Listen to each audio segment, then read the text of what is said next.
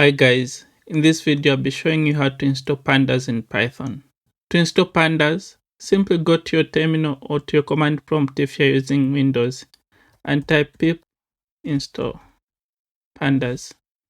As you know, pip is one of the package managers in Python, and install just tells pip what to install, and here we're saying we want to install pandas, and simply hit enter. This is going to install pandas on your system.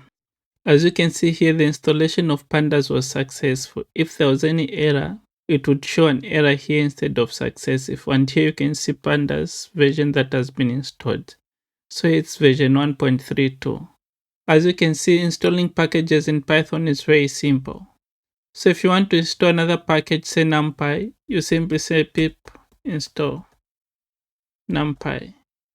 So always, if you're using pip, you just type pip and install there and the package you want to install.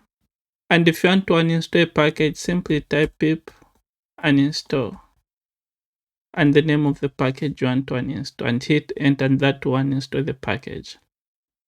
Thank you for watching this video. I hope you found it useful. Remember to like and subscribe to this channel.